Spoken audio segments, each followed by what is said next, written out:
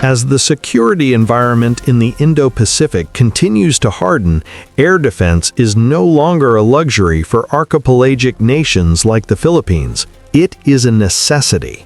For decades, the country relied almost entirely on fighter aircraft for airspace defense, with little to no ground-based air defense capability to protect key military installations, population centers, and strategic infrastructure. That long-standing gap began to close when the Philippine Air Force inducted the SPYDER medium-range ground-based air defense missile system, or GBADS, into service. But now, the story is entering its next and far more consequential chapter. Beyond the acquisition of additional GBADS units, the Philippine Air Force is moving to significantly upgrade its existing SPYDER MR system by increasing the missile load per missile firing unit from the original configuration to a full 8 missile canister setup. This upgrade is made possible by the purchase of additional IDERBY-ER and Python 5 interceptors, along with new missile canisters, quietly transforming the SPYDER system from a limited initial capability into a far more credible and resilient air defense layer. When the SPYDER MR was first acquired, it marked a historic milestone. For the first time, the Philippine Air Force possessed a modern, mobile, all-weather surface-to-air missile system, capable of engaging multiple aerial threats at varying ranges and altitudes. The system was designed to counter a wide spectrum of targets, from combat aircraft and helicopters to cruise missiles, UAVs, and precision-guided munitions.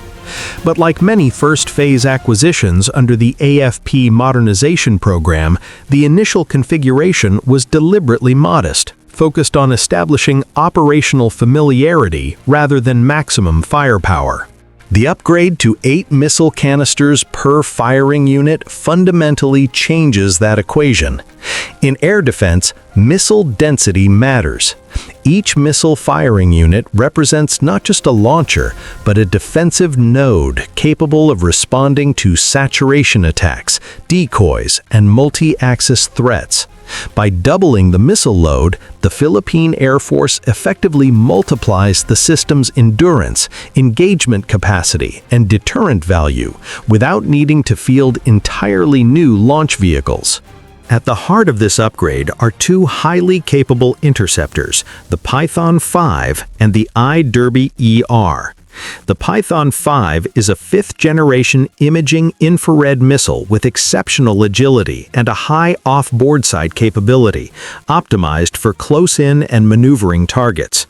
It excels against low-flying aircraft, helicopters, and drones, precisely the kinds of threats that are increasingly common in modern conflicts. The IDERBY-ER, on the other hand, provides the medium-range punch. With an active radar seeker and extended range, it allows the SPYDER system to engage targets well beyond visual range and in all weather conditions, even in heavy electronic warfare environments. This upgrade also reflects a maturing mindset within Philippine defense planning.